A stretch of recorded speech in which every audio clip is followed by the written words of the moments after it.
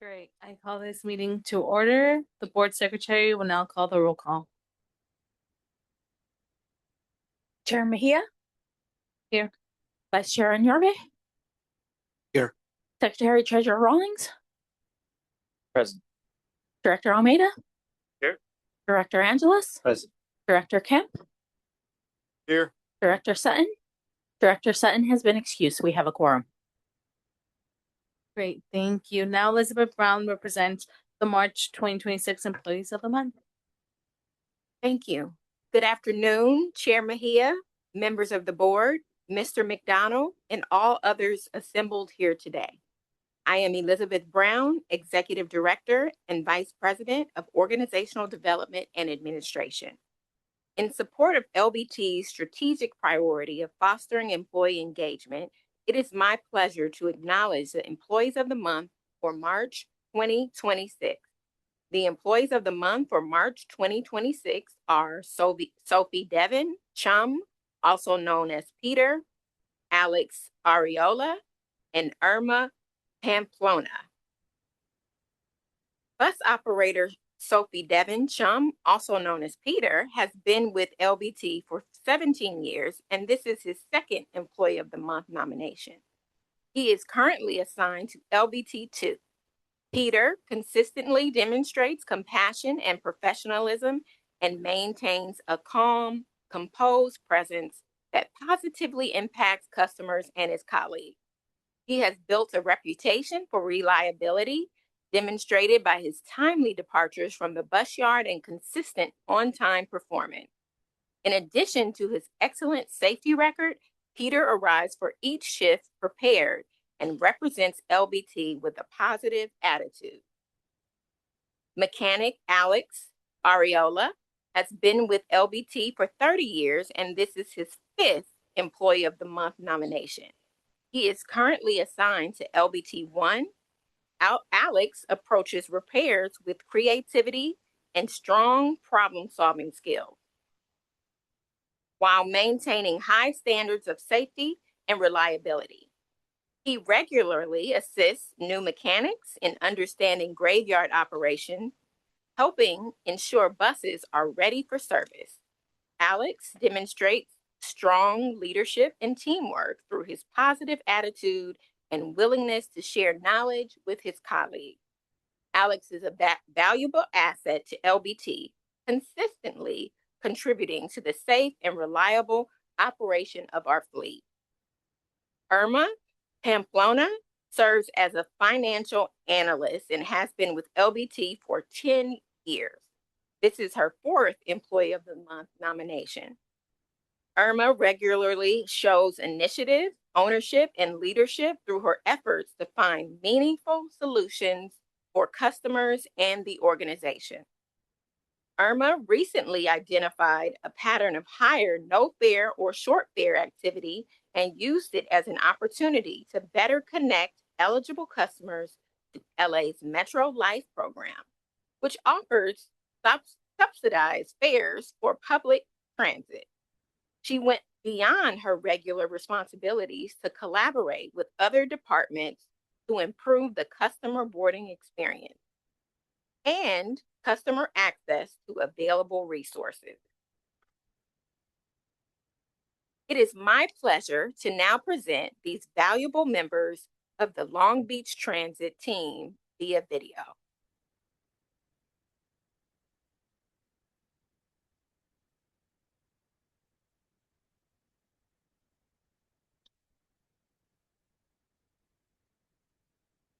Hi, my name is Sophia Devon Chum, known as Peter. I am an operator of Long Beach Transit. I have been here for 18 years. The best thing every time I show up work is because of people, to be honest, number one. And the community I serve and all is the staff and everybody here. It's just like a family to me. I love and enjoy to come to work every morning. I'm so happy to be Employee of the Month. To be honest, I was so surprised, super surprised to be Employee of the Month. And I have no other word to to express, but it's really really appreciated.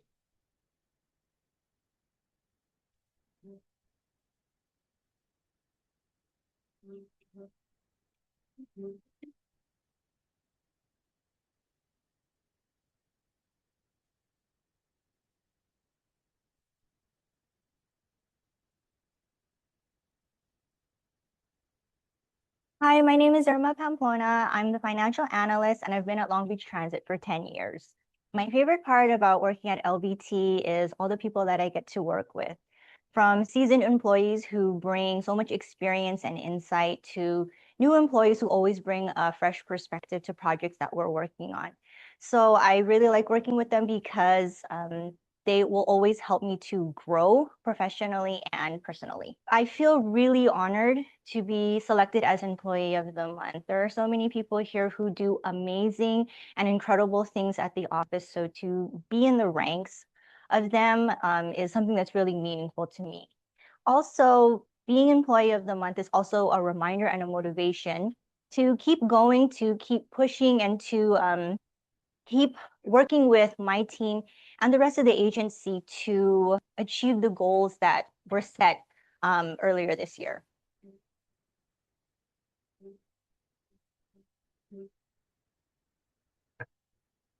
Thank you to all of the employees of the month for being dedicated to connecting communities, moving people, making everyday life better.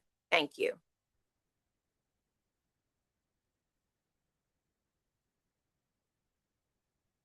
Great, thank you. Are there any public comment? Seeing none, thank you so much, Elizabeth, and congratulations to all of our employees of the month. Now moving on to public comment. At this time, I invite members of the public who want to address the board on any matters that do not appear on the agenda and is within the board's jurisdiction. If you haven't done so already, please get a speaker card. Do we have any public comment?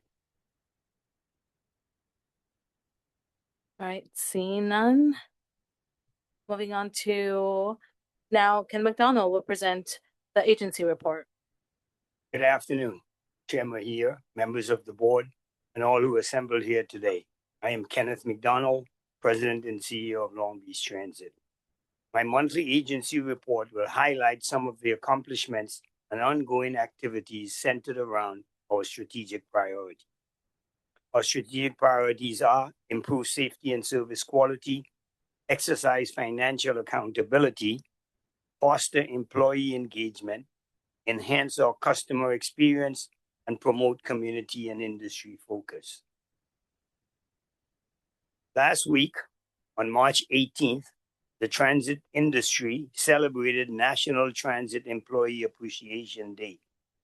Long Beach Transit highlighted our employees' ongoing dedication to keeping our communities moving, both on social media and through in-person recognition. The event, led by our CRC department, was themed around the upcoming bus rodeo to build excitement and align recognition effort across initiatives.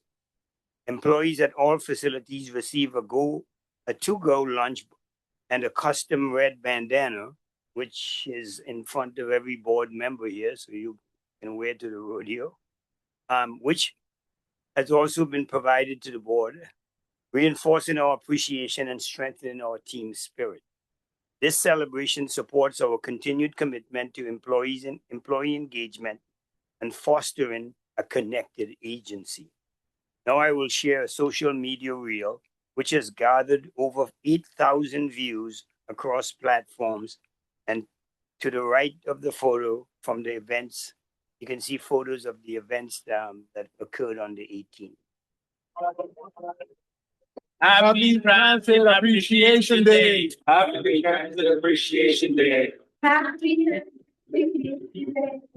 Feliz Transit. Happy Transit Appreciation Day. Happy Transit Appreciation Day. Happy Transit Appreciation Day.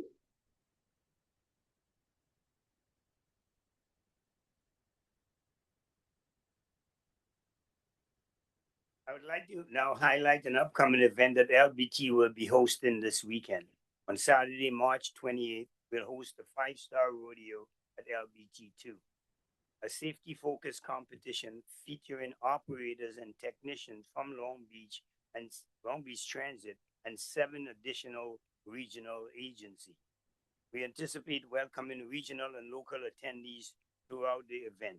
This event will serve as a qualifier for the regional bus rodeo, with top competitors advancing to APTA's International Bus Rodeo.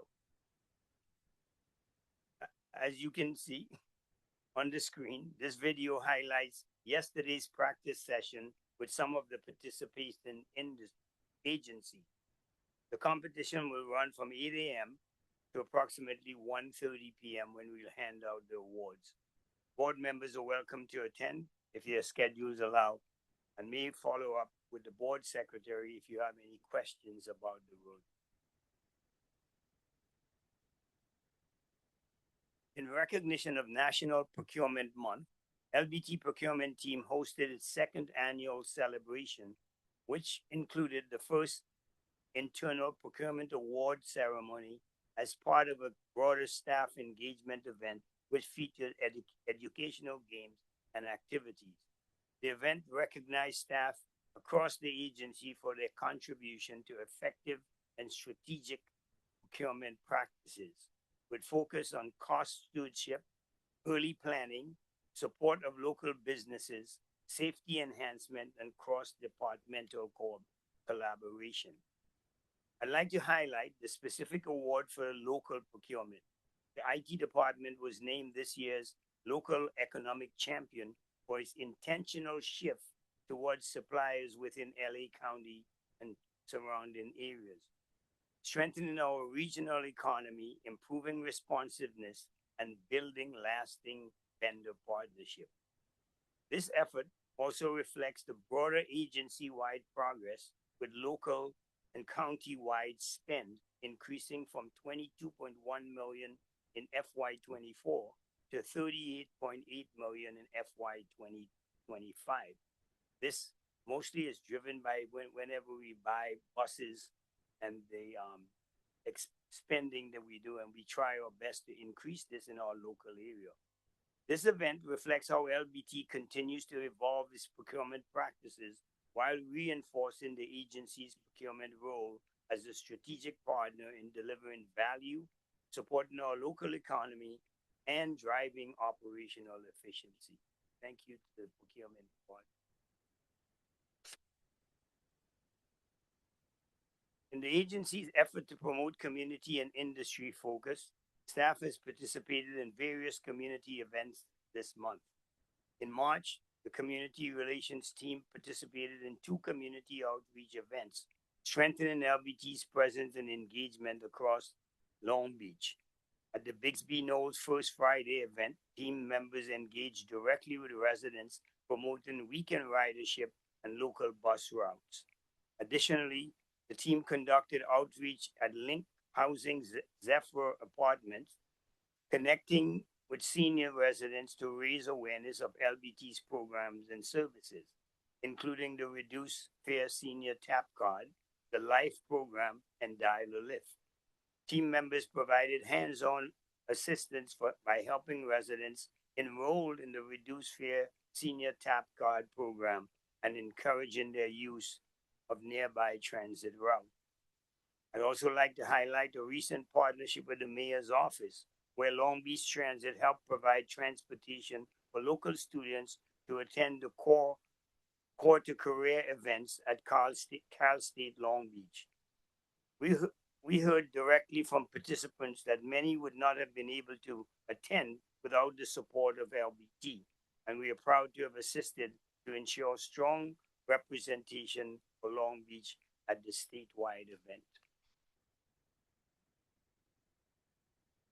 Finally, this past weekend, the Deputy CEO, Kimberly Yu, and myself attended APTA's annual Transit CEO Seminar in Monterey, California, where over 120 CEOs, deputies, and chiefs of staff were present. The seminar focused on key management areas, policies, and quality of life issues facing executive leadership across the transportation industry. There was a strong emphasis on the challenges ahead, including the complex labor environment, evolving workforce expectations, uncertainty about the Infrastructure Investment and Job Act, or the IIJA reauthorization, which is set to expire in September of 2026. The focus was to reinforce the need to actively advocate for the continuation of an act that support public transit. The broader funding and service pressures requiring agencies like ours to remain adaptable and strategic was a major focus of our conversation. Discussions also reinforced the importance of continuing investment in public transportation as a driver of job creation, economic growth, and domestic manufacturing, along with the need to effectively communicate this value proposition to local, state, and federal decision makers. And with that, we also have a presentation today that talks about Long Beach economic impact in our community, across the state, and also in the region. That concludes my report. Thank you. Are there any public comment? Right. Seeing none. Any discussion from the board? Director Kemp? Yeah, thanks, Ken, for your great report. And you were absent last week, so I just want to repeat my remarks complimenting your excellent leadership of the organization. Appreciate what you've done and continue to do. And please accept my sincere apologies for the noise. I'm multitasking for my day job, so I apologize for the Jenny Rivera song. Any other discussion from the board?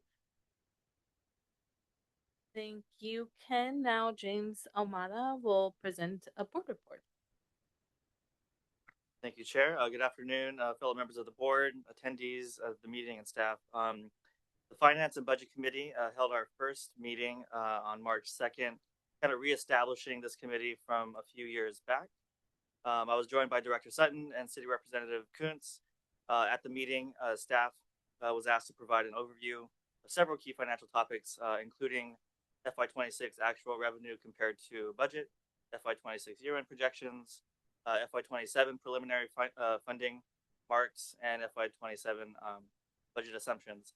These discussions helped establish our baseline understanding as a committee as we begin our work in supporting the agency's financial planning and upcoming budget development process. Looking ahead, the committee will focus on developing our charter to clearly define our scope, purpose, roles, and responsibilities on the committee, and guide our work moving forward in this budget process. So that concludes my report. Thank you, Chair. Great, thank you. Are there any public comment? Any other discussion from the board? Great, thank you, James. Now we will move on to the consent calendar. All matters, including the consent calendar, are considered routine by LBT Board of Directors and will be enacted by one motion. There are no separate discussion of these items unless a member of the Board of Directors or the public so requests, in which event the matter shall be removed from the consent calendar and considered as a separate item. Do I hear a motion to approve the consent calendar? So moved. Is there a second? Second. Okay, thank you. Roll call vote. Chair Mejia. Aye. Vice Chair Nyorbe. Aye. Secretary Treasurer Rawlings. I'll abstain as I was not present. Director Almeida. Aye. Director Angeles. Aye. Director Kemp. Aye. Director Sutton. Director Sutton has been excused.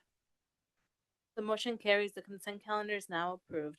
Now Jennifer Maxwell will present agenda item 9.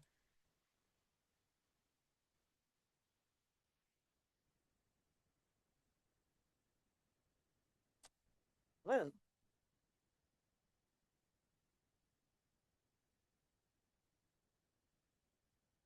Okay, good afternoon, Chair Mejia, members of the board, Mr. McDonald, and to all who have been assembled here today. My name is Jennifer Maxwell, and I'm the manager of the Capital Program. I'm here before you today to request the board to authorize the president and CEO to file an application and execute a grant agreement with the Federal Transit Administration for $25,315,320 under the Infrastructure and Investment Jobs Act, also known as the Bipartisan Infrastructure Law, commonly referred to as BIL.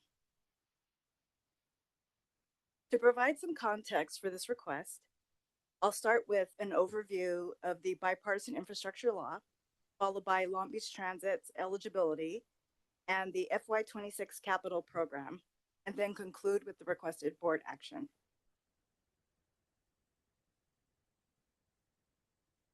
By way of background, federal assistance for public transportation is provided primarily through the Federal Transit Administration, also known as the FTA. The BIL, enacted on November 15, 2021, established funding levels and federal policy for the nation's highways and public transit systems for fiscal years 2022 through 2026.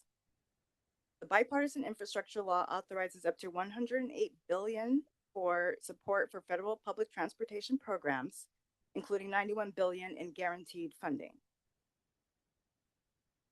LBT is eligible to apply for federal capital funds from the FTA and submit a grant application under Section 49 USC 5307, a law allocating federal resources for transit capital and operating assistance to urbanized areas with populations over 50,000 or more. The Los Angeles County Metropolitan The Los Angeles County Metropolitan Transportation Authority, or Metro, is responsible for allocating this transportation funding to Los Angeles County jurisdictions, transit operators, and metro operations. The FY26 allocation was developed by Metro based on federal revenue estimates and in line with the Federal Allocation Formula, or FAP. The agency will be formally notified of the final federal allocation by Metro following the passing of a full-year federal transportation funding bill.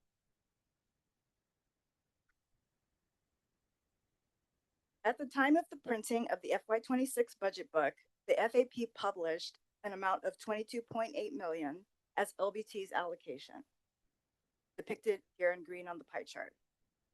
The adopted FAP was distributed by Metro on June 27, 2025, revealing LBT's allocation to be $25.3 million.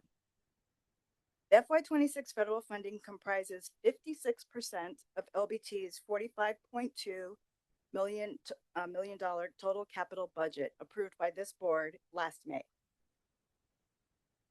This funding will support LBT's FY26 capital initiatives, such as customer amenities improvements, including lighting and wayfinding and improving the wayfinding experience at the First Street Transit Gallery, as well as shelters, benches, and lighting for 25 of LBT's bus stops. Other critical projects include fleet preventative maintenance, fleet rehab, and replacement. And also in this funding will be system safety upgrades through communications console. In conclusion, staff is requesting that the board authorize the president and CEO to file an application and execute a grant agreement with the Federal Transit Administration for $25,350,320 under the Infrastructure Investment and Jobs Act, also known as the Bipartisan Infrastructure Law. This concludes my report. Thank you. Great, thank you. Do I hear a motion to approve the recommendation? So moved. Is there a second? Second. Great. Is there any public comment? Seeing none, is there any further discussion from the board? Okay, Director Norwood. Thank you, Jennifer, for the report. I just have a couple of areas to clarify.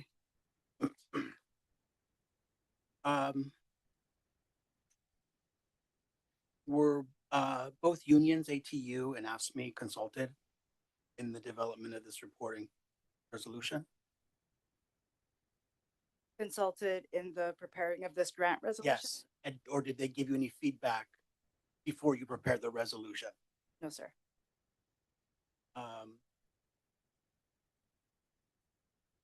Yeah, because it doesn't say whether the unions reviewed it or whether they agreed.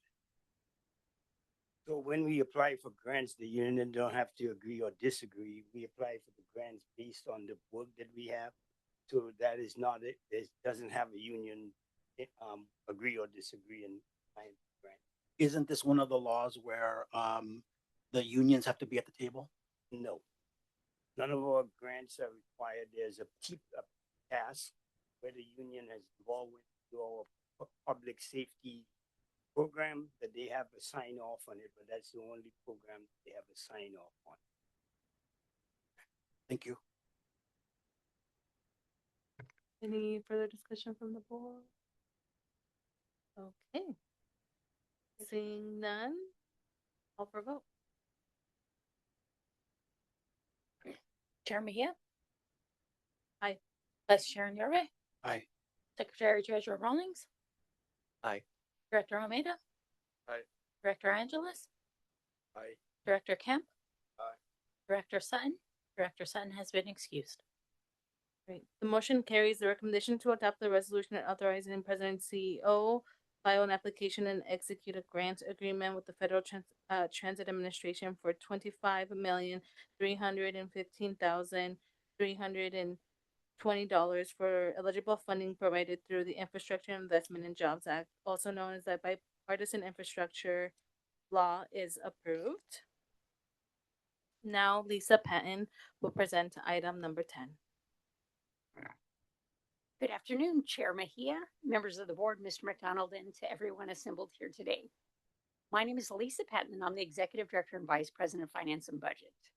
Today, I am pleased to introduce the two economists who conducted Long Beach Transit's economic impact analysis.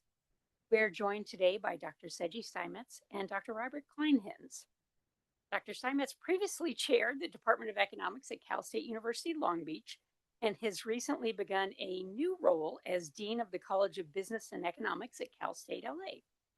He brings strong expertise in applied and transportation economics and is especially well suited to help us understand Long Beach Transit's important role in our regional economy. Dr. Kleinhens serves as Director of the Office of Economic Research at Cal State University, Long Beach. He is widely respected as one of Southern California's leading regional economists and is well known for his work on labor markets and the long-term economic trends that shape the communities we serve. Together and in partnership with Long Beach Transit staff, they have prepared a thoughtful, data-driven analysis of LBT's economic footprint. Their work helps show not only the jobs we support and the value we generate, but also the broader economic activity Long Beach Transit services help make possible throughout the community. I also want to take a moment to recognize LBT's project manager for this effort, our performance analyst Carly Wade, for the important role she played in helping support and coordinate this work. Please join me in welcoming Dr. Steinmetz and Dr. Kleinhens as they present the key findings of Long Beach Transit's economic impact analysis. Thank you very much, Ms. Patton, for that generous introduction. So, Chair Mejia, Mr. McDonald, members of the board, and other members of the leadership team, and all those assembled here, it is our great pleasure to present this Long Beach Transit Economic Impact Study. And if we could go to the first slide, please. So I love that we are following a federal grant agreement discussion, because the most efficient, I'm going to give you a quick economics lesson here. Everybody down for a little economics class today? Right? Even the most efficient transit system in the world, due to large economies of scale, must rely on grants. That's just a law of economics. And if you want, I could show you on a whiteboard out in the parking lot or in the lobby exactly why that is. But sometimes the legislation or the taxpayer might want to say, what am I getting for that return on investment? What am I getting for that grant money? And we all know that Long Beach Transit, for example, is an essential public agency that provides transportation and mobility services. But how do you quantify that, right? Maybe the most incredulous legislator or taxpayer will want some harder numbers. So Long Beach Transit is very, very wise to have commissioned this economic impact study to show the parts that can be quantified. What is the return on investment that can be quantified in terms of economic activity created in the region and outside the region, and also in terms of jobs that Long Beach Transit creates? When I say creates jobs, I don't mean just employs. I mean outside of Long Beach Transit, the jobs that the agency creates. So the purpose of what we're showing here is not just to quantify those effects, but also to show you the extent of the reach of these effects. Long Beach Transit's contributions to the local economy extend well beyond the Long Beach region, or they extend out towards the rest of the California and even in California overall. And we're going to try and give you a sense of what that looks like. So if we could have the next slide, please. So if we're going to talk about economic impact analysis, we should first sort of define what economic impact analysis is. So the two economists here, we're going to spend the next 90 minutes or so teaching. I'm just kidding. We're going to very briefly explain what economic impact analysis is. And you're going to see it's actually quite intuitive, right? Long Beach Transit creates transportation services and output by using inputs such as people and buses. So economic impact analysis uses a similar kind of a taxonomy where we say Long Beach Transit uses its inputs, it injects these activities into the region, and then out come economic activity and jobs. And there are multiple channels through which these inputs and outputs interact. You can see through the very sophisticated clip art that I championed many years ago at the bottom is a depiction of these kinds of activity. Well, let's talk about a few specifics if we could go to the next slide, please. So when Long Beach Transit engages in its operations, it makes expenditures, right? So think of expenditures as simply a dollar measure of the inputs of the agency into the economy. And some of those inputs take the form of, for example, supplier purchases. So they purchase from the supply chain, such as security services or insurance or telecommunications, office furniture, right? Anything you can think of required to run the agency is an expenditure-based input into the economy. But of course, Long Beach Transit employs people, which is one of the largest investments that it makes in the economy, right? And those expenditures, of course, come in the form of wages that are paid to operators, but also wages paid to vendors and their employees. Go to the next slide, please. So what we want to do is to explain the results and the mechanism by which these inputs turn into outputs that propagate through the economy, we have this kind of dry but necessary categorization of these expenditures. So we're going to break these expenditures and activities into three parts. We're going to call them direct impacts, indirect impacts, and induced impacts. And I know that sounds boring, but let me explain. These are important pieces of the overall impact analysis puzzle. A direct impact is simply what is directly invested into the region by Long Beach Transit. These are the direct expenditures made on people and on equipment, including capital expenditures. Right, Dr. Kleinhans, if you want, can get into the details of which expenditures we use, but we're basically using representative year expenditures as well as what we're trying to do is a representative year's worth of capital expenditures so that we could talk about the numbers you're going to see on an annual basis. So we're going to talk about what the annual economic impact is of Long Beach Transit's operations. So the direct impact is going to be those direct expenditures in a representative year. And next slide, please. The indirect impacts think of these as ripple effects, right? These are the expenditures that are made on suppliers and other goods and services that are bought by those suppliers. So for example, if Long Beach Transit buys a computer, the vendor is going to use the purchase from Long Beach Transit. They're going to use that to pay, for example, their employees, and their employees are going to go to the grocery store. So do you see how a dollar spent by Long Beach Transit on a vendor is going to multiply through the economy through additional expenditures, much like kind of the fractional reserve banking system works. All right.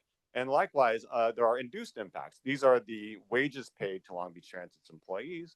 Your employees go to the grocery store, they buy housing, they rent houses, they buy houses, they go to restaurants, right? And they immediately circulate their wages back into the economy. The restaurant owners then pay their employees, and that you see, and so forth and so forth. There's this multiplier effect.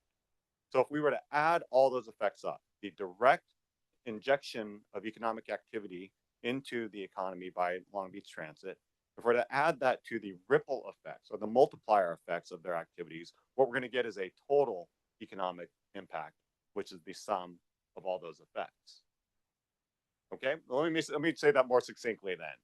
If there's a dollar spent, a dollar invested in the economy by Long Beach Transit creates much more than a dollar's worth of economic activity. And related to that, each person who works at Long Beach Transit is supporting more than their own job. They're supporting and or creating jobs for other people who are in the economy. All right, so with that, well, one more slide, please.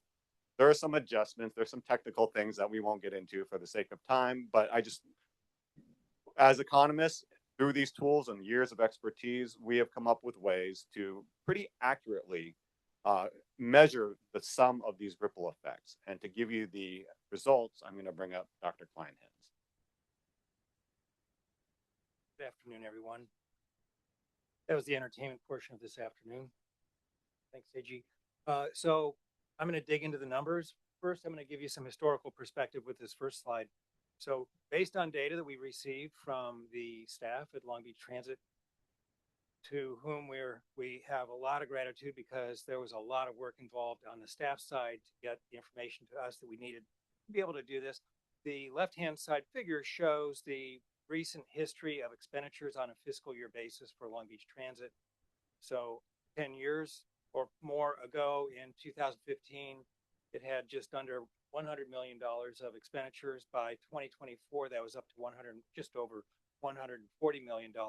And on the right-hand side, you can see how that breaks down into different segments: the transportation or direct transportation expenditures, the maintenance-related expenditures make up the top two, and then general administration, others round out the balance. Advance, please. And so this is your first look at that typical expenditure pattern that Dr. Steinmetz referred to. You start on the left-hand side column, you've got the regions that we analyze. LA Orange County is the metro area that we analyze. That's the most important one for the purpose of this analysis. We also look at the rest of California and do the analysis on that remaining portion of expenditures. Not really going to get into that today, but you'll be able to see it in the report. And then I'm going to report to you about California as a whole. If you look at the columns at the top, you can see what Seiji was referring to. They're operating expenditures, capital expenditures, which taken together are really that supply chain, or it's going to be that indirect impact that he alluded to. Then there's the payroll, which is going to partly contribute to the induced effects. We'll talk about that in a minute. Top right, you'll see the number $108,795,000. Keep that in mind, and we'll go to the next slide, please. And so we're going to start off with that number, which is in the top right again of the table you see here. That's the initial expenditure in 2025 dollars that was the input to our regional economic model. You should know that well over 100 industries in the region are affected by really purchases, I could say, by Long Beach Transit are made to over 100 different industries in the region. So I think that's pretty profound. So then we take a look at what that means in terms of economic impact. Seiji alluded to direct, indirect, and induced. You can see on the left-hand side of this table, those terms are used once again. That direct impact corresponds to the average employment, those associated labor income, and that $108 million I mentioned. The indirect or supply chain effect is that next line down, followed by the induced impact. I'm going to direct your attention, though, in the interest of time, to that bold line at the bottom, which says that for the nearly $109 million of initial expenditures, Long Beach Transit generates a total of $213 million plus. And it supports nearly 1,300 jobs in the region. That's the two-county region. I'd also point out in the bullets on the right-hand side, it doesn't appear on the table, that it also supports $34 million in total taxes, including $9 million in local taxes. Go to the next slide, please. So I said over 100 industries are part of Long Beach Transit supply chain. When you take a look at how Long Beach Transit expenditures filter into the economy, as well as those of their suppliers, and then those expenditures on the part of households, or I should say wage earners, who work for Long Beach Transit and their suppliers, they turn around, they spend their money locally. It contributes to employment and economic activity across the economy. So you can see some of the other industries that are that benefit from Long Beach Transit. Some are transit related, but you've got, and I'm sorry, the list isn't quite right, but you've got restaurants mentioned twice, maybe because I'm hungry, I don't know. Insurance agencies, temporary employment services, healthcare. And this is just the top. set of industries that are affected in the LA Orange County region. The point is that this economic impact is not limited to the transportation sector of the economy, but it percolates out to the rest of the economy. If you take a look at the next slide, please, you'll see same analysis for the state of California. And so you've got the table on the left that shows the direct impact, the indirect and the induced impact. And then we've got the three standard indicators, which are employment, labor income, and output. And once again, we're talking about substantial impacts at the state level, almost 1,500 jobs. Associated with that is about $124 million in labor income and $251 million in total output. And over on the right-hand side, you can see there's also nearly $40 million of tax revenue. So it's a considerable impact, not just in the region, not just in the city of Long Beach, but across the state of California. We could go to the next slide, please. We were asked also to map where the workforce for the Long Beach Transit Agency happens to live. And so that's the mapping that you see here. Just over 90% of employees live and work in LA Orange County. About 3/4 of them actually live in the service area, consisting of the cities that Long Beach Transit supports. So it's not just Long Beach Transit, but also their employees that are basically recirculating the incomes that they've earned and spending them on the local economy, which contributes to that multiplier effect that Seiji alluded to. Next slide. So this pulls it all together. So you've got the LA Orange County column, the rest of California, and all of California. You've got the output in that top table, the employment in the middle table, the tax revenue, which I just touched on momentarily up to this point. We'll finish off with that. But so in terms of the output, you can see $213 million of output in the LA Orange County region. There's a multiplier right below that. That was what Seiji was referring to. It's about 2. The idea being every, let's say, $100 million of expenditures on the part of Long Beach Transit translates into a total of $200 million of economic impact across the LA Orange County economy. You've got total employment of nearly 1,300 jobs, total tax revenue of just over $34 million. And you can see the state and local revenue there is just over $9 million. We analyzed the rest of California separately. You can see it's a much smaller starting value, $13 million plus, so the impact is smaller. And then but we're going to skip over that in the interest of time and then just finish up by looking at the state of California, $251 million of economic impact. I would also mention that Long Beach Transit is one of the largest employers in the state of California. Only about 1/10 of 1% of the employers in the state of California employ more than 500 people. And so with a workforce in the neighborhood of 750 to 800 workers, it's in that category. It's one of the largest employers in the state of California. So if we could just go to the next slide, finally. And so once again, we want to express our appreciation to the Long Beach Transit staff for supporting us in this. We ask a lot of questions that don't typically get asked of accounting and finance folks when we get into this kind of work. And then we also want, Sage and I want to acknowledge the rest of our team. We have 2 adjunct faculty members, Megan Anaya and Herman Singh, as well as a couple of student research assistants who supported this project. And once again, we want to thank you for the opportunity to do this. Have a good afternoon. Question?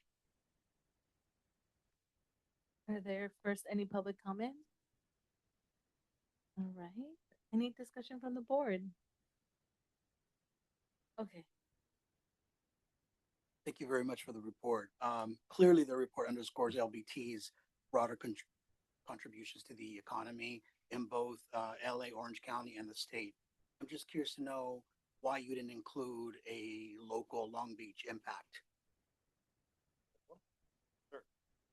So the short answer is the technology in this space and doing economic impact analysis, it is very, very hard to capture sort of that granular level of spillover effects, we call them, or these multiplier effects. It's possible, but it gets a little tenuous because now what we're talking about is let's say zip code level expenditures that they're now trying to map into citywide total impact, also while reasonably accounting for leakages, like, some people are going to take lunch outside of Long Beach and things like that. It just becomes, there's too much noise. We could attempt it, but we found from past experience that it's going to spend too much of the agency's money trying to track down what will be something that's not significantly more than just the direct expenditure. So, and we've run into this a number of times. You just think about the expenditures that occur. The board would know as well as anybody else what kind of expenditures occur and where they go. And a small portion of them stay local. So that multiplier effect won't be very large for the city of Long Beach. But the other thing I wanted to mention was the reason why we chose or recommended the LA Orange County region. That's because of the fact that you've got a significant spillover effect between both counties. You've got a significant number of workers who might live in Orange County and work here and vice versa.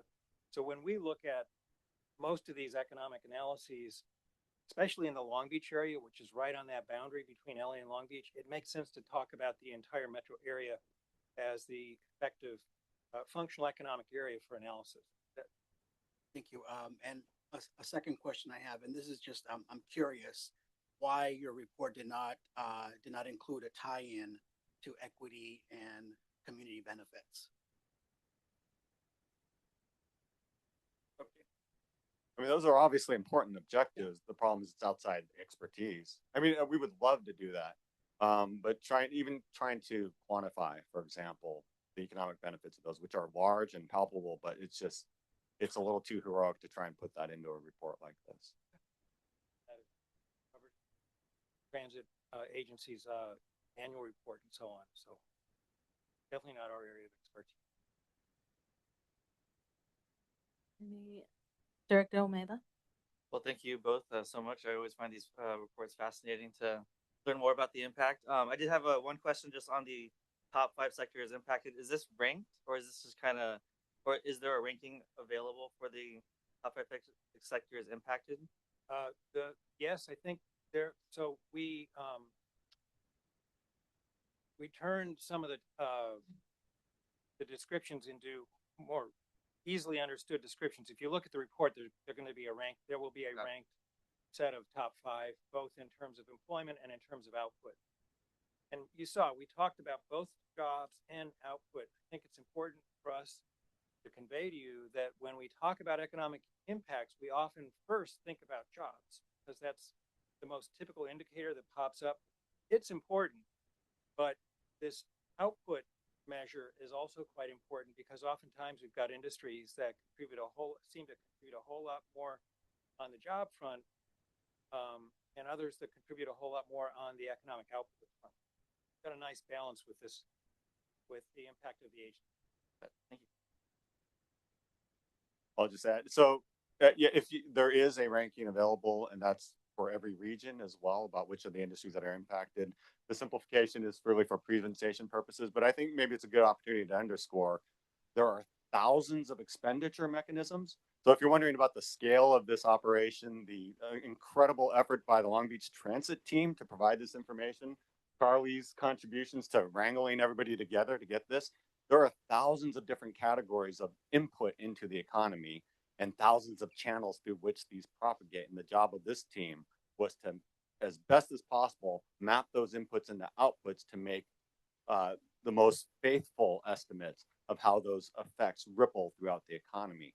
And so we're very confident then when you take that one pager to the Capitol, right? That one pager that says, that $24 million federal grant, that's going to create $50 million worth of economic activity in California, right? None of this is a handout. None of this is, this is an investment in people and into the economy. And same thing, every job that federal grant supports, add 70% of the workforce on top of that. That's what's being created there. Again, these are showing you the scale of the investment, and the complexity of it makes us confident that we've kind of dotted our I's and crossed our T's and making sure that number is something you could say with confidence. Thank you. Any additional board comments? Yes. Thank you, Chair. This Thank you very much. This was very cool. I don't want to tell you how many times I failed math when I was in high school and college, but now that I run a business, I have to learn to love it. And so this kind of stuff is really cool to see. Thank you. I have some nerdy questions, but I'll save them for you after, or perhaps another time. But just to comment to the board, I know I missed last week, last month, but I believe I saw in the notes that Dr. Kemp and Sutton had been pushing for more board involvement for legislative advocacy. We're going after grants and that sort of thing and talking with the state. I mean, this is a lot of the ammo that we have some of those discussions. And this plus everything else that the agency does, bringing in a lot of Director on Yorve's thoughts on equity, inclusion, all of that stuff. It would be cool to put together a little, or see what the staff already has, or a package of kind of what we use consistently with that, some updated numbers. I want to say your use of the word cool and economics in the same sentence is really impressive. Very well taken. Any additional? Yes. Aside from advocacy with respect to legislative bodies and grants and things of that nature, you all are, obviously prominent economics folks. What can we use this study for that allows us to utilize it in a way that is maximizing that information? And can we use it for, when we're putting contracts together in terms of the economic impact of LBT, or to demonstrate the fact that this is the core business that we're in? From your experience, and how are other people using economic impact studies? It's all good. I mean, honestly, mostly it's to, even though legislators and stakeholders shouldn't need convincing of the value of services like this, it's still mainly used for that. It's saying, look, there are subsidies involved, there are grants involved. This is an investment, right? You could say that 10 times over. You are making an investment. You are not giving us anything. You're helping us give a return to the regional economy. I think it could be used in sort of town hall spaces, though, to remind the regional stakeholders, remind the ridership that, hey, we're being fiscally responsible here. We're doing the best we can with our dollars, and we are creating jobs for you in the economy. Right. I think maybe this is best answered too by your public relations and government affairs folks, but I think it could be useful just even telling it to the communities. Yeah. I can add to why I pushed that we wanted to have the impact study. When we go to Sacramento or to DC, there's always that question about how is transit impacting the community.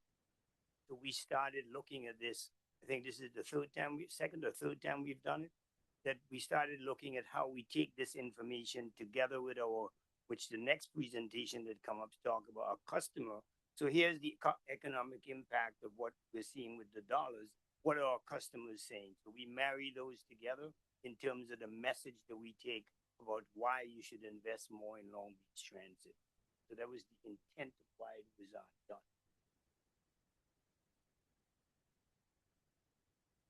Director Kemp?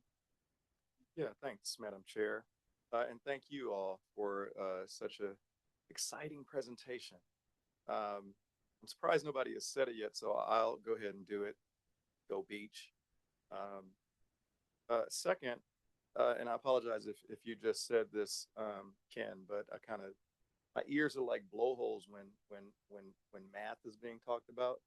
You know, like when the whale goes under the water, the blowhole closes. Once you start talking about math, my ears go closed. But government affairs is my sweet spot. Do we use, or have you broken down the economic impact by each legislator that represents the areas we serve or the folks that we lobby? And if not, if we pay you, can you?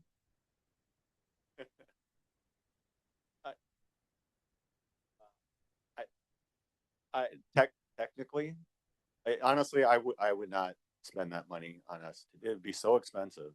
It's technically feasible, but it gets back to the question that Vice Chair Anorve, sorry, am I saying it correctly, brought up.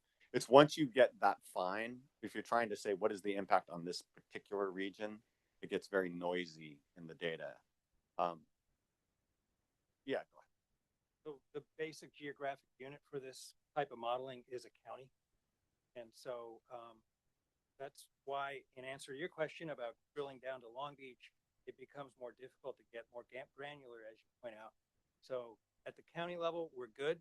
Above the county level, as in LA Orange County region that we just talked about, that's also an area where we get very sound results. When we go below that, it's possible, but you're right. I don't think the money is worth it. Maybe possibly state senate or congressional district, maybe. It's possible, but again, that's going to be an expensive proposition in kind of uncharted territory. And I fear what Chair Mejia would do to me if Senator Gonzalez's district isn't the largestly impacted. So, sorry. But I would be cautious. I think instead telling the narrative around the big picture, because these multipliers are probably that. And when I say multipliers, the multiplicative effects of the investment. So the dollar invested in Long Beach Transit turning into $2 on average across the region being, I think that's maybe a more effective story to tell. It's a safer story to tell, saying kind of on average, wherever you invest this money, it's going to turn up as twice the investment in wherever region you are in. Yeah, and what I do understand is that there's some flexibility in how data and statistics are gathered and reported out, but I won't comment beyond that. I do think though it would be valuable, Ken and staff, if we examine what the return on investment would be if we were to engage with someone to study and report back on the economic impact of, as mentioned, congressional districts, state assembly and state senate districts. Understanding city council and all that, the smaller stuff may be a challenge, but we do ask for millions and millions and millions of dollars worth of grants. And I, as much as I know they care about the entire country and state, they care about their districts first. So to the extent that we could sit before them and point out, as I do in my day job, this is what Long Beach Transit means to your district specifically, I think that would help in our efforts to garner their support on various policy and funding projects.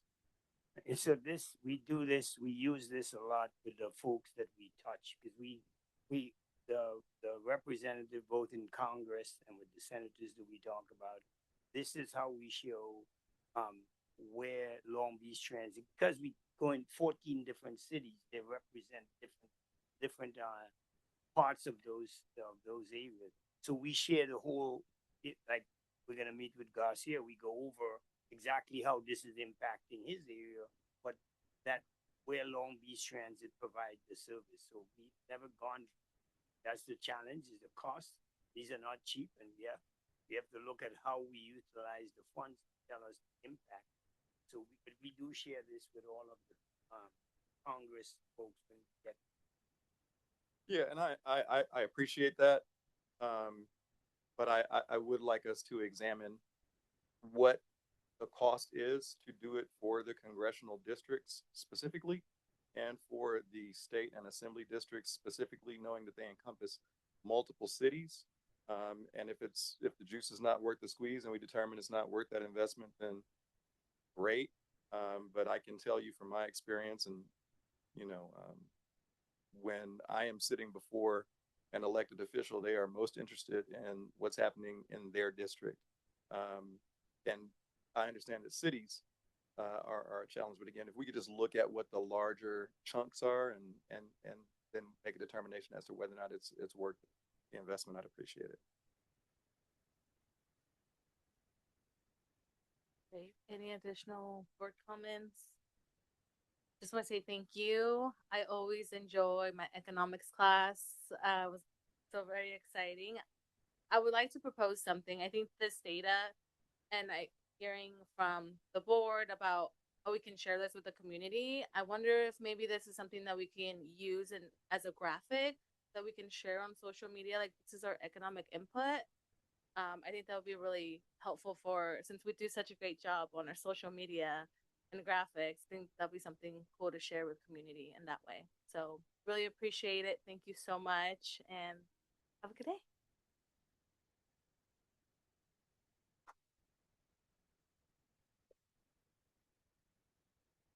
And now Mike Gold, representing item 11.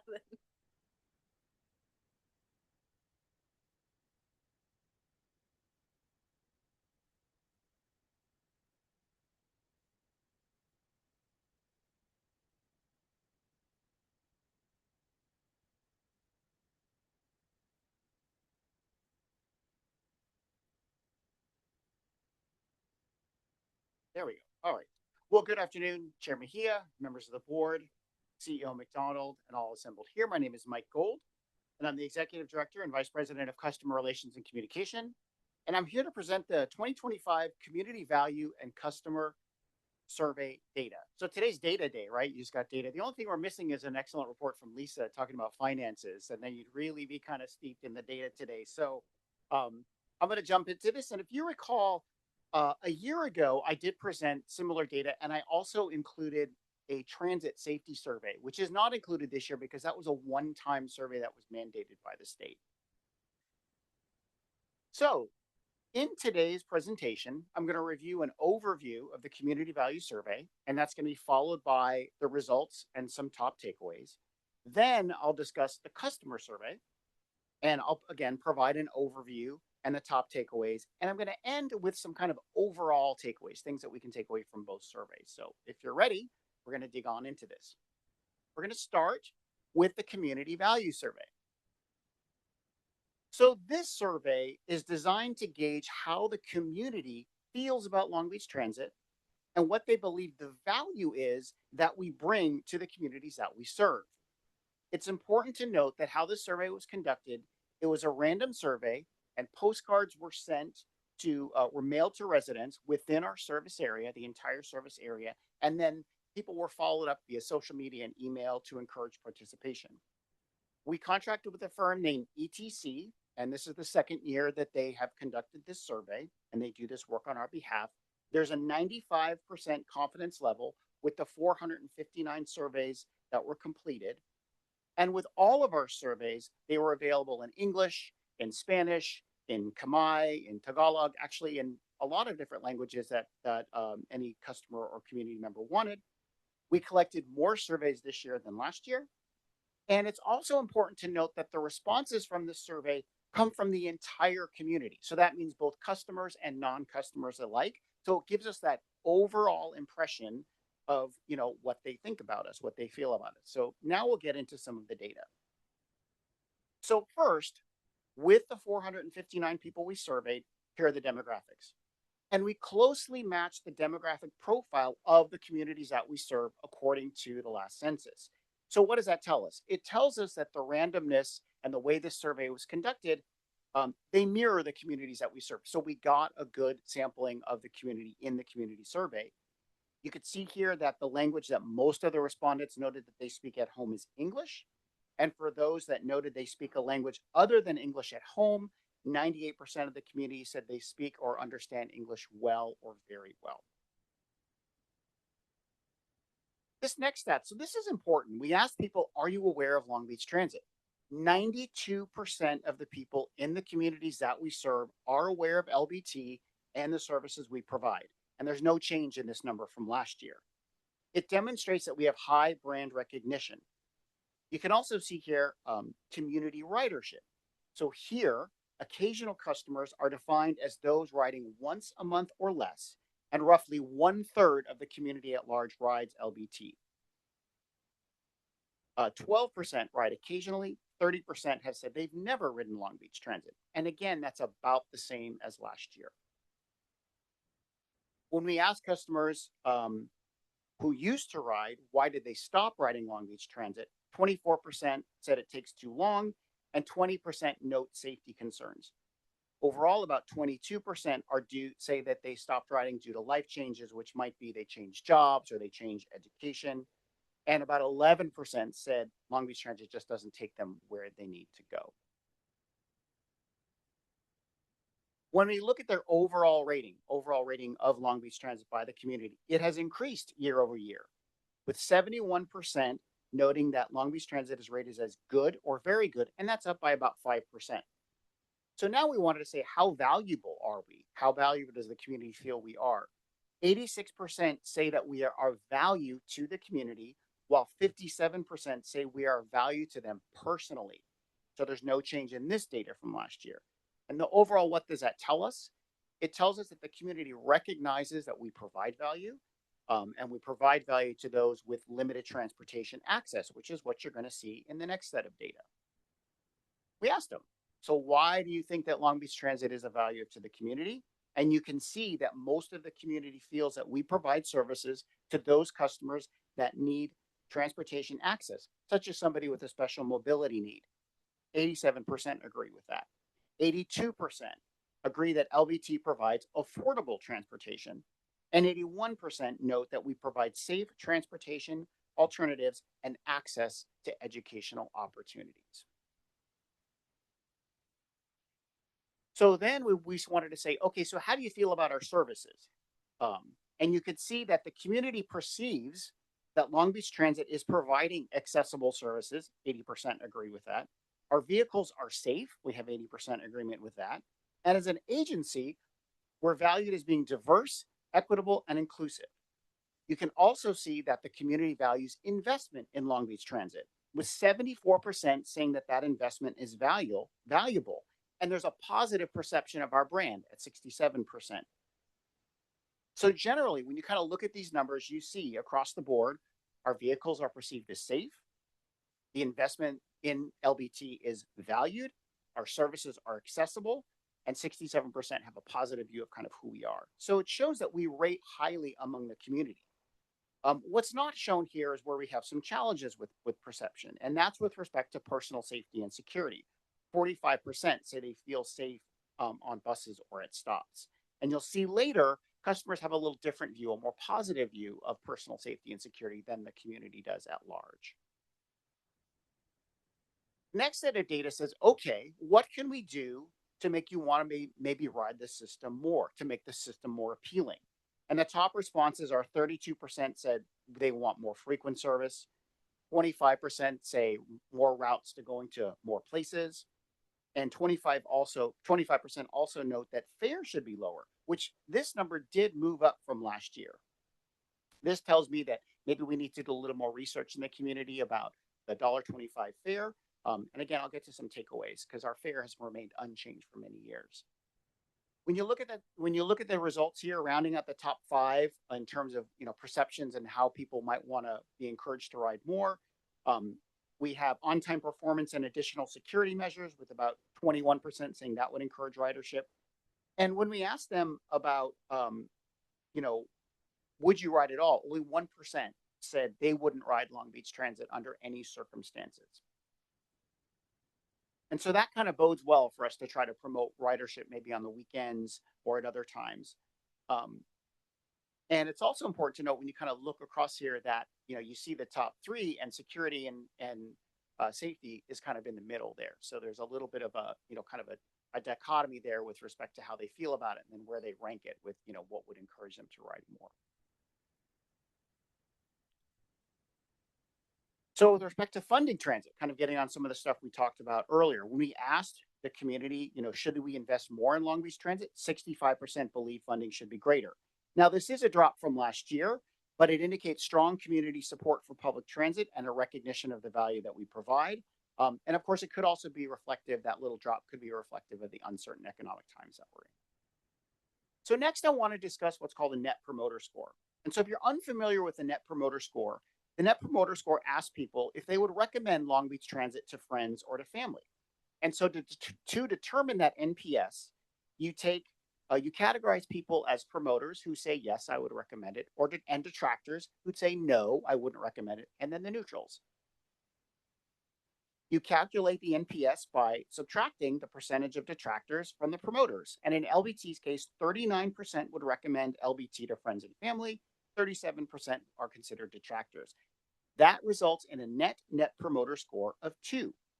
Now, you may be thinking to yourself, 2 doesn't sound like a whole lot, but when you compare us across peer agencies and across the country, we are much higher than the national average of -61. This number is derived through the firm ETC that we work with. They survey 80 transit firms across the country. So this is based on the 80 firms, the other 80 firms that they work with. So what you see here, kind of taking a step back, when you look at the community, is that they recognize the value that Long Beach Transit brings. Particularly, we bring a value to bringing people to jobs and providing transportation access to people who lack it. But now I want to turn our attention. Oh, sorry, we have top takeaways. Some top takeaways are that we have high brand awareness. 92% know who we are. That remains unchanged. We bring value to the community. They value what we do. 86% say that we bring value to the community, and 65% support more funding. And we look at the opportunity to bring more people on the bus, particularly to those who have a choice of riding. We do have that here, with 30% saying that they've never ridden, but potentially with better frequency and a feeling of safety and personal security and other kind of outreach, we could encourage more ridership on Long Beach Transit. All right, so now I want to turn to our customer satisfaction and how our customers feel about us. So again, the same firm, ETC, conducted this survey. The survey was conducted in November of 2025, and we did this on board buses, also at bus stops. Care was taken to ensure that the surveys were conducted across all corners of our service area and balanced across all of our routes. We wanted to ensure that we had kind of a representation of the entire service area. Customers were debriefed at the end of the survey to ensure that their answers were complete. And the firm ETC set a goal of 500 samples. We collected 485, and that represents a 95% confidence level. Just like the community survey, the customer survey was available in English, Spanish, Tagalog, Khmer, and other languages if needed. All right, so we're going to get into some of the data here. Demographically, when we look at our customer base, it's very diverse, like the communities that we serve. And you can see first here the self-identified gender split. And in terms of age, 63% of the customers on Long Beach Transit are under 40, which is about the same as last year. And then depending on how you define an older adult, 9% are over 65 and slightly more if you say over 62. The race and ethnic background of the Long Beach Transit customer is a little bit different from the overall service area when we look at the census. The Latin population of customers is about the same as our service area in general, but there are more Black customers and fewer white customers when compared to the service area as a whole. 82% of all customers note that they speak English at home, with 17% saying they speak Spanish. Less than 1% identified other languages spoken at home. And when we ask customers if they speak and read English well or very well, 73 and 70% respectively noted that they do, with about 25% saying they do not speak English or read English well or very well. When we look at household income, 80% of our customers make less than $50,000, while 51% make under $25,000. And this is well below the city median of $84,000. Another data point to point out here is that 94% of LBT customers own a cell phone with internet access, and these numbers are about the same as last year.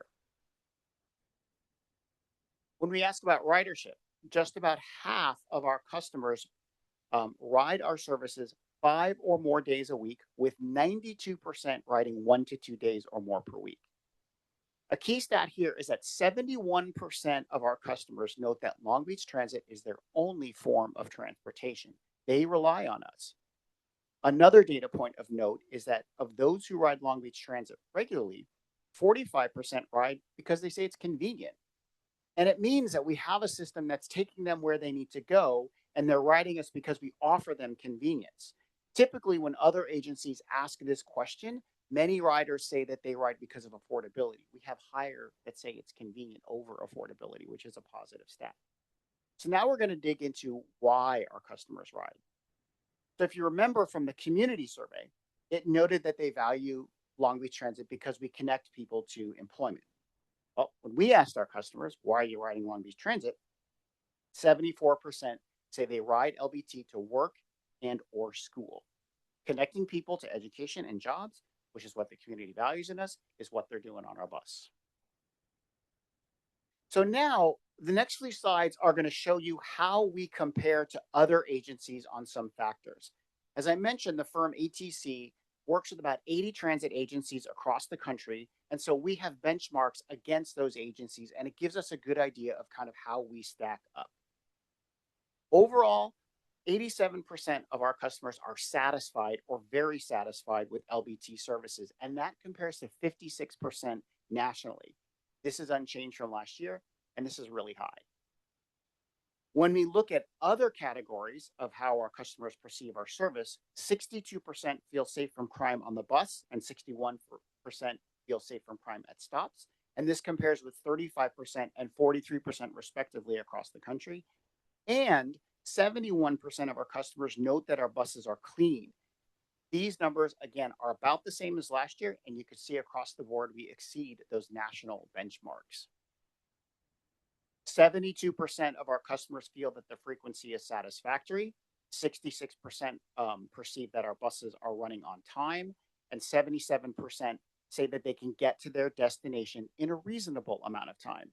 These numbers did dip from last year, but what's important is that, our customers talk about their perception of on-time performance. Our actual on-time performance is about 85%, which is our key performance indicator. But what we know is that when a customer is waiting for a bus and they have to get to work and they have to get to school and that bus is running late, they're feeling like it's late. And on-time performance is important because they don't want to be late to work or school, right? So we know that those perceptions do kind of come into this. But again, when you look across the board, we continue to lead the nation and our peers by about 20 to 30 points. Overall, as I said, the perceptions about on-time performance did dip from last year. All right, so then we asked for, what's your perception of different factors? And we have about 80% agreement when it comes to perceptions about operating times, routes, and fares. When we look at our bus operators, 78% of our customers say that our bus operators are helpful and courteous, and 80% say they operate the bus safely. These results, again, as you can see, are about 15 to 20 points above national benchmarks. So when you take a step back, we've got a lot to be proud of with these results. Our scores are good. We do see some changes from last year, although none of them are really significant. In some categories, we see these changes. But again, when you compare us against those national benchmarks, we exceed them. So this is all good news. The next set of data I'm going to present sheds light on our customers' priorities and how they feel we can continually enhance their experience. So we asked our customers, to rank, did they agree or disagree with various statements? And we asked them kind of what are their top three, when they had these statements, what are their top three priorities to make their experience, to enhance their experience, make their customer experience even better. And so the customers prioritize better on-time performance, that's 31%, an enhanced feeling of personal safety and security on buses and at stops at 26 and 20% respectively, and the time it takes to get to their destination. What's not shown here, kind of in terms of what they prioritize and what's important to them, is bus stop amenities. But again, this is how they feel about the service. The next set of data, which is in the red, is we asked them, okay, overall, independent of those statements that you just looked at, what can we do to enhance the experience? They noted lower fares at 32%, more frequency, 30%, and security at 22%. These tell us we've got some opportunities here to promote and educate our customers on what we're doing to incrementally enhance and improve services, based on each budget cycle and what we can do. And there's also some other opportunities that I'll jump into. The next set of slide, we asked our customers about the quality of information that we provide and overall customer service provided through our call center and the Transit and Visitor Information Center in downtown. Over 80% agree or strongly agree that customer information is adequate, of high quality, and easily available.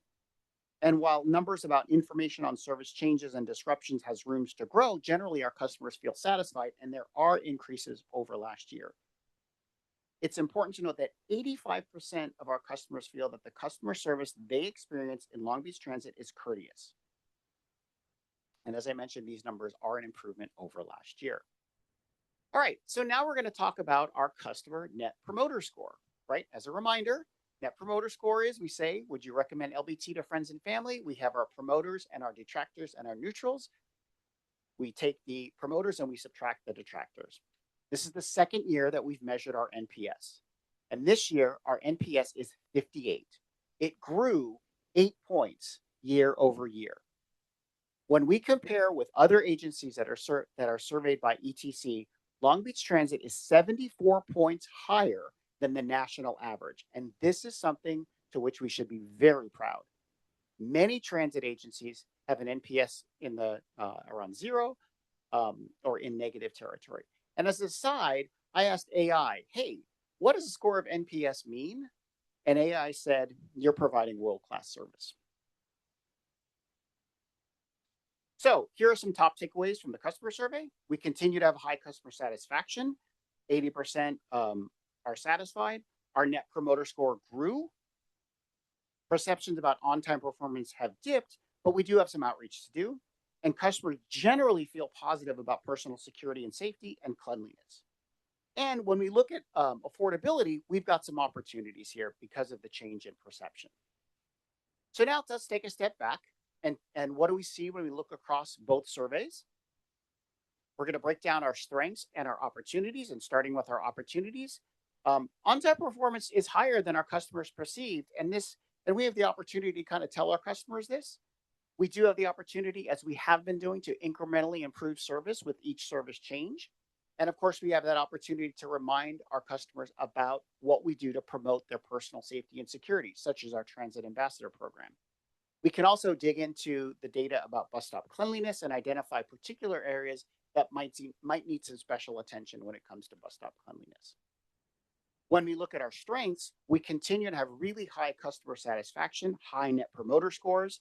The community continues to recognize and support LBT, and they see the value that we bring. Customers note strong ratings when it comes to our operators and service quality, and we do provide that vital link that is connecting people to jobs and education. We're helping people to improve their lives. So in terms of next steps, right, what can we do? We can promote that we've got $1.25 fares, which is unchanged for many years. We have programs like Life, which can help those who may have trouble affording the fares to get some help. And we know that we're in some uncertain economic times, so programs like that could be of great benefit. We're going to continue to incrementally enhance the service so we can grow our service and increase reliability, and looking at ways that we can increase and enhance that on-time performance. We see opportunities, as I mentioned, to promote personal safety and security.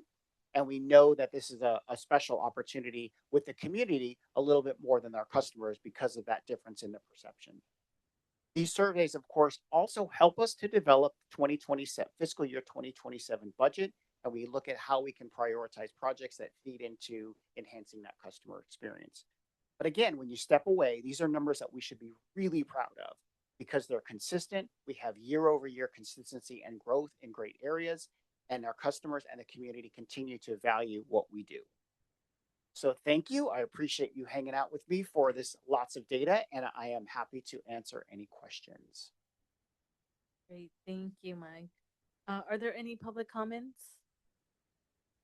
All right. Seeing none, any discussion from the board? I'll jump at Director Kemp, Rawlings. Sure, I'll go. Sorry, I thought Director Kemp was getting ready to. First of all, thank you very much. We've had a lot of data today, and this is a good presentation of it. I do think it's interesting sometimes that some of the concerns from the directors, it feels like, are not necessarily at odds, right? But we're paying attention, like bus stops, amenities, that sort of thing. I expected to see that actually much higher in the data, but it sounds like when compared to everything, actual riders, that's relatively, is an important word here, but relatively low the list of things to prioritize. So just curious about what is the lead time between what we've learned, the fact that that is true, at least insofar as this data shows, and how does that inform either a change in existing priorities or just as we talk about what's coming in the future, where we're going to put that time and attention? I think an important thing to note, and so thank you for that, Director, is that when you really dig into this, what you see when we ask our customers is there's stuff that they rank as important and significant and stuff that they might rank as, kind of nice to haves. And so it's important, but it's kind of, it's less significant in terms of their overall journey, right? So something like customer amenity kind of ranks where they would love to have it, but when you're asking them to prioritize on a scale, service quality is the number one. They want to get to where they want to go in a reasonable amount of time. They want more service, more frequency. And so I think that's kind of when you dig into it, what you see there, because again, we're taking people to jobs in school and you can't be late to either, right?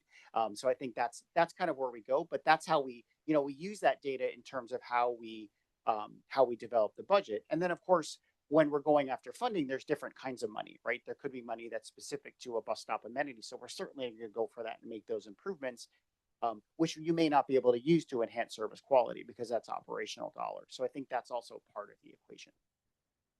Okay, thank you. Director Kemp. Thank you, Madam Chair. Thank you for that great report. Lots of good news. A couple of questions. What was the percentage of respondents compared to our total ridership? So total ridership, we're at 18 million boardings a year. So that's boardings, which means a boarding is you get on the bus, right? So that you're double counting in there. What we do is we take the overall ridership and then the survey company develops a model to get us to that 95% confidence level. So that's why we set a goal of 500 surveys.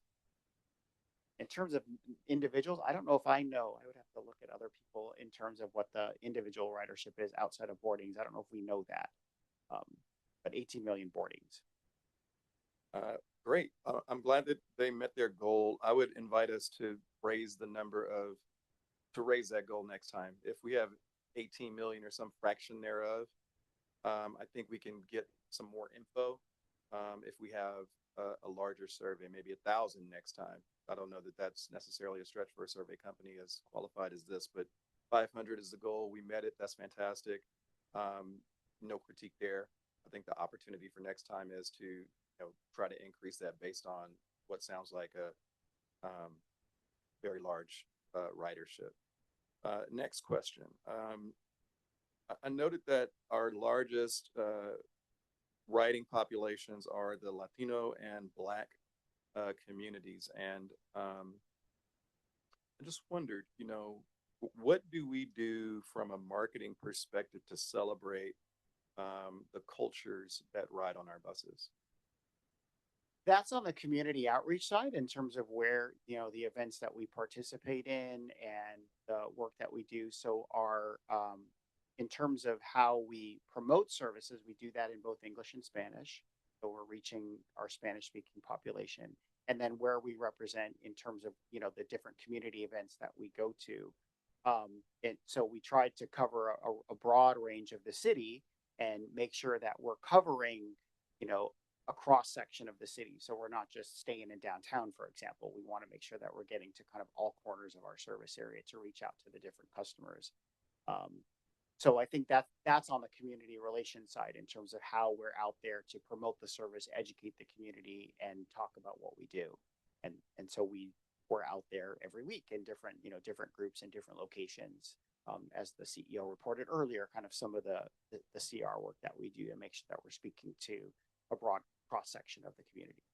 No, and I think that's great, and especially given that 60% of LA County is a Spanish-speaking community. Right. That's great that we communicate in various languages, and that's very effective.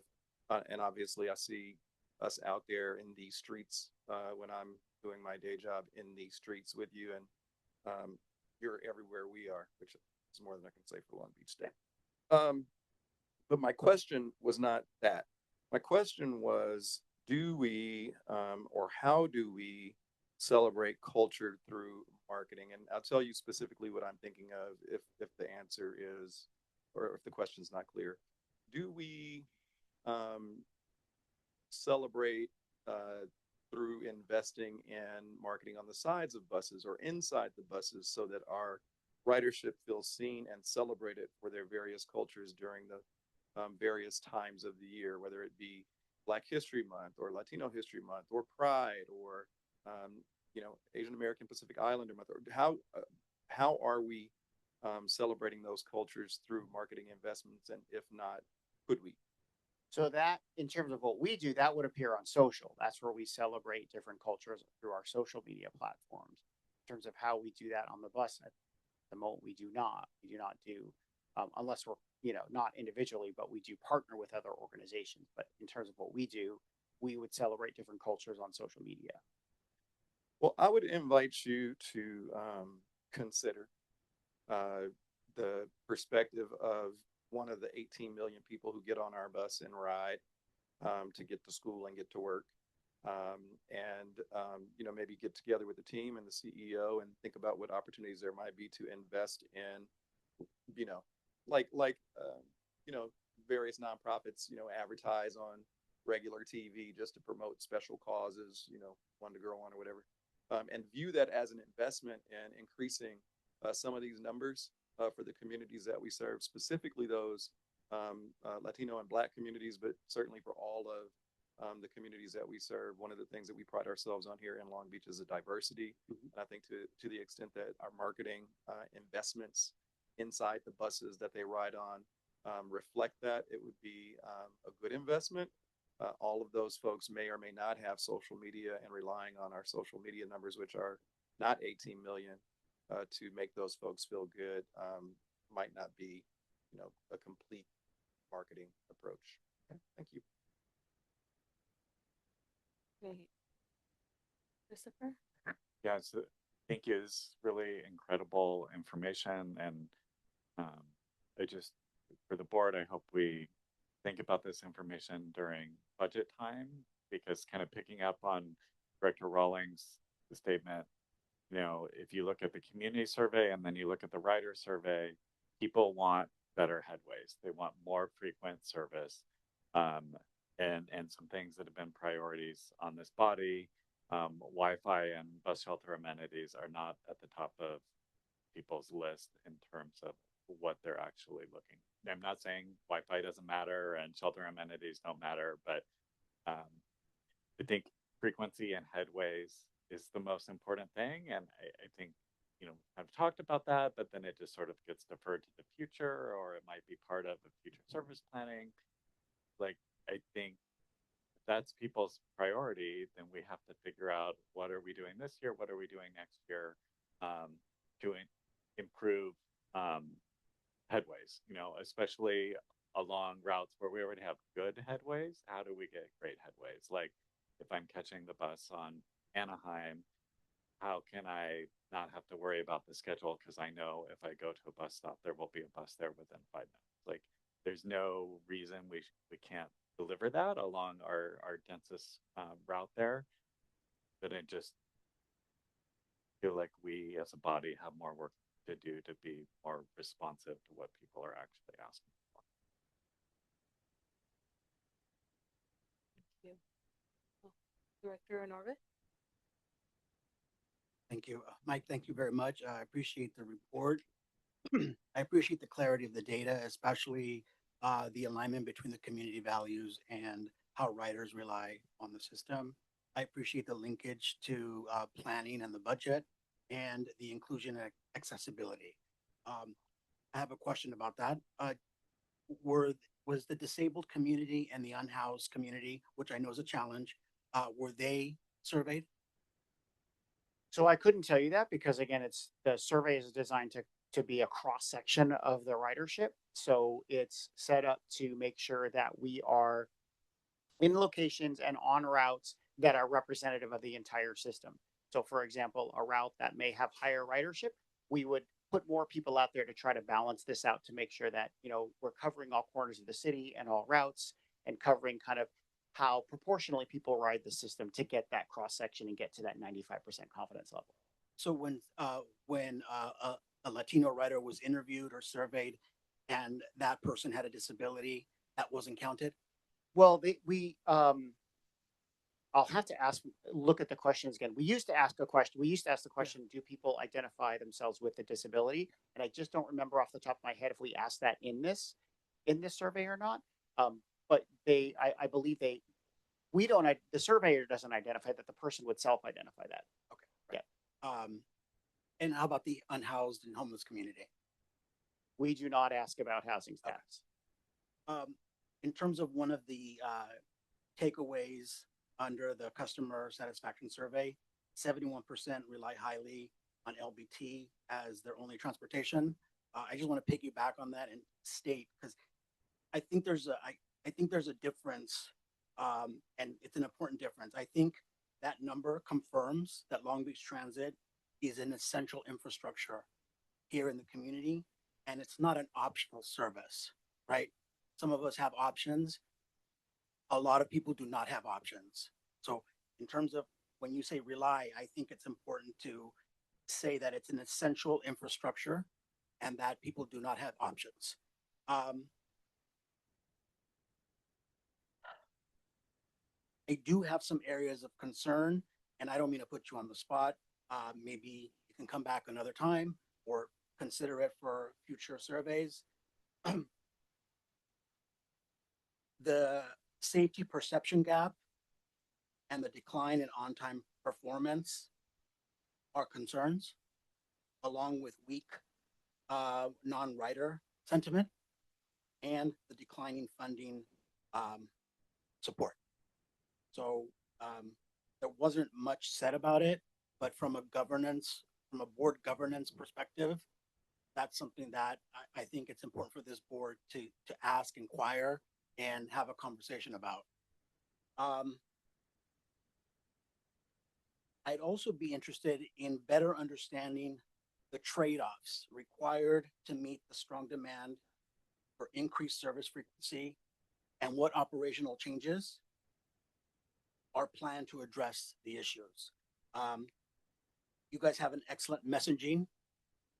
It's improved substantially over the couple of years. But I think there's no statements or graphs or surveys about the trade-offs that LBT has to make, or the setbacks that LBT faced in this past year. So I think it's important for us to know what those are. And I don't see it in the report. Speaking of setbacks or something that you can report on, possibly, for example, the 30% that never have used LBT, you said it didn't change very much at all from 2024 to 2025. This would have been an opportunity to tell us what strategies you and your team took to improve that number. Because if it stayed the same, what happened? And I think, one of the things you probably heard is that we're building a weekend ridership campaign. That's kind of what we've started in this current fiscal year to carry into the next fiscal year. So I would say we probably haven't had much of an impact because we've just started that program, but that's really the intent, right? Okay. When you look at the market and you look who it rides Long Beach Transit, the opportunity that we have to enhance ridership comes from people who do have a choice and who, hey, I could ride transit on the weekend because I may work in LA or in Orange County. I'm not giving up my car to go there, but I could take transit to go to, downtown or Belmont Shore or Bixby Knolls or Retro with my friends. Yeah. So that's one of the big campaigns we are working into to go to that number. Okay. Yeah. Good. And if you remember, we had that Meet the Route that I presented a couple of months back. That goes to that. How do we get people to demystify transit to better understand the ease of, it's one bus I can get from here to there. Yeah. While 30% may not seem like a lot, it is a major opportunity for growth, right? Yeah. We're always talking about how to increase ridership. Well, there's a 30% gap right there. And also, it's a strategy, creative ways for your team to think about how to connect with that 30%.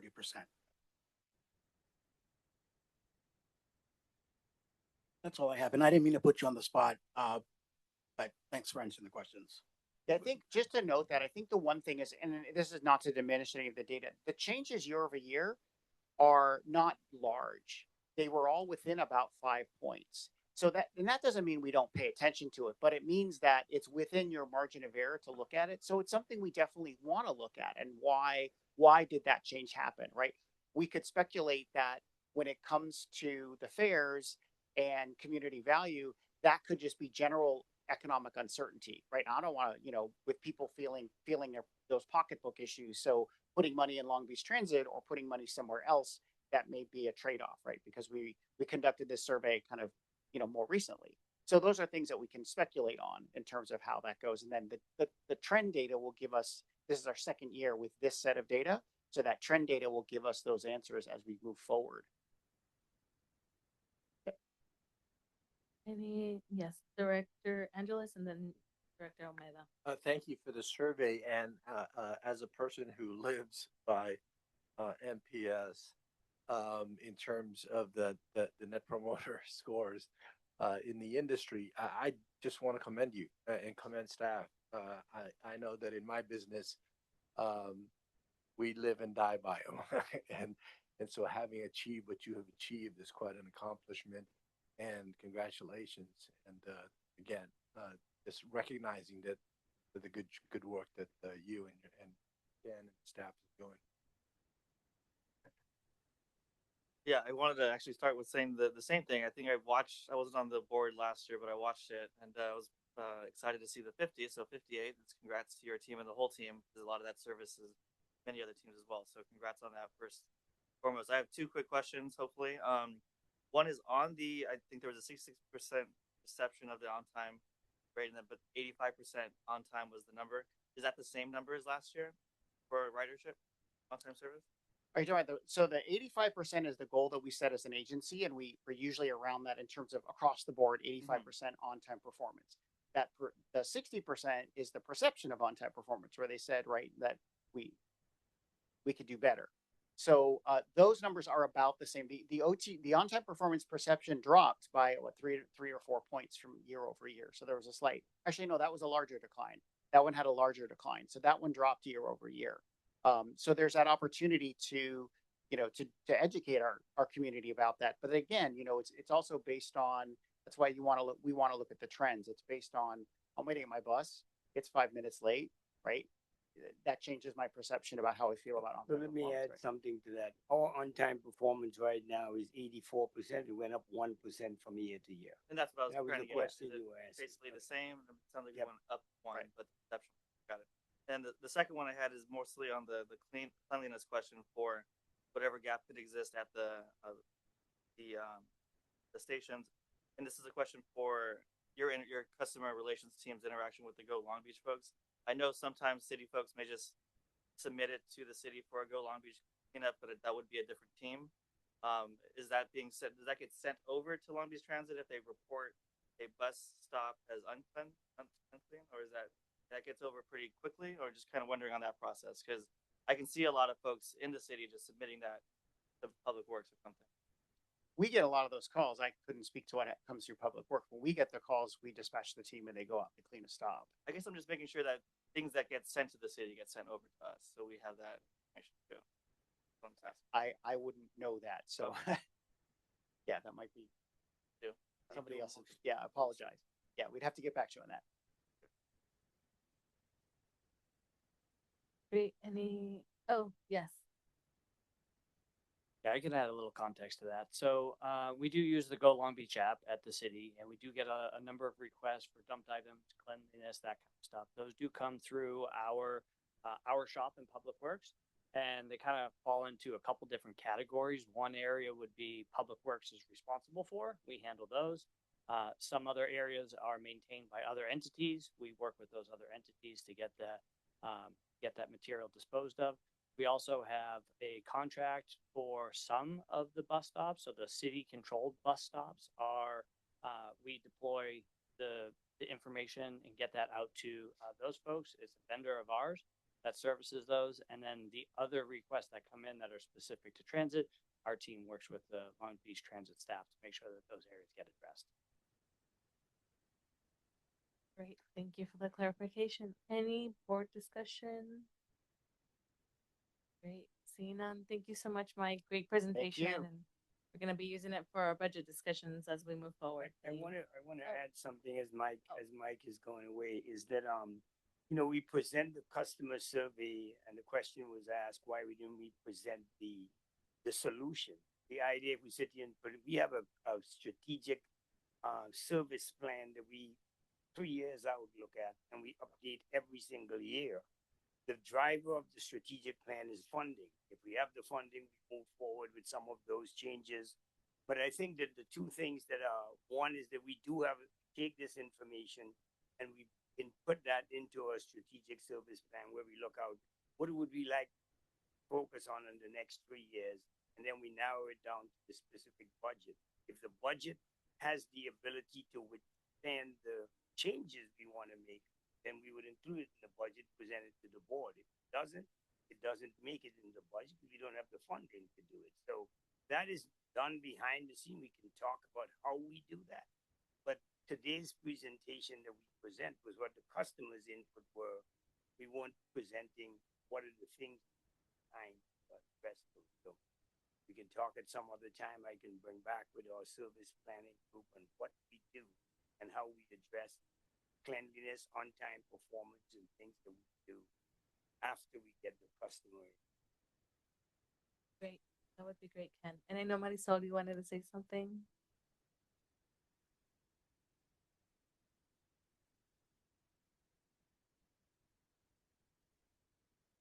Sorry.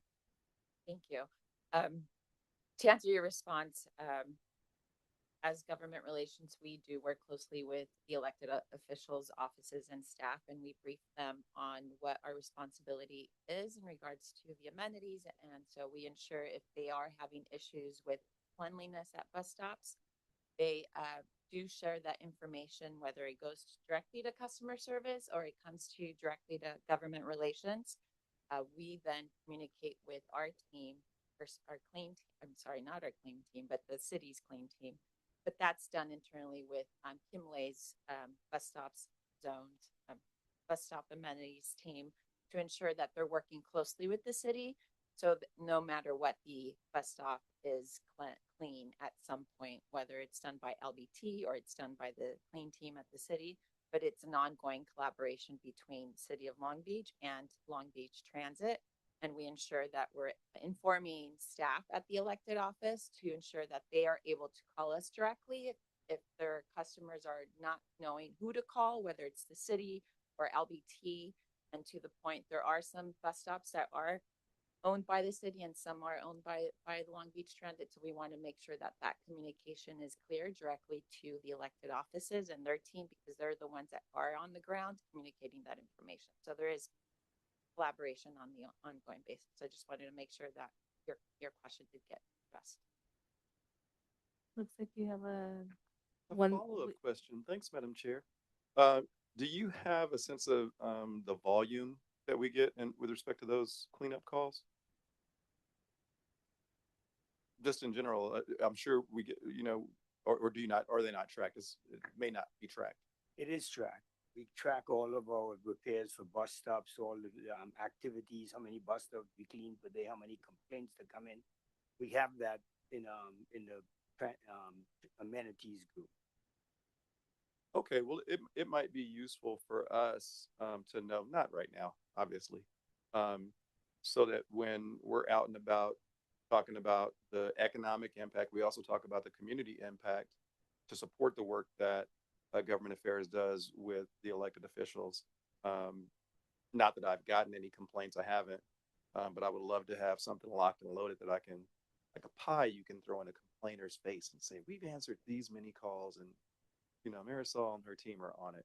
So if we've got it gathered, however we can, you know, put it together, you know, really no rush on it, but just in a way that allows us to, similarly to the economic impact, talk about the community impact and responsiveness that we have to our elected officials. That would be great. Great, thank you. Moving on. Now Elizabeth Brown will present agenda item 12.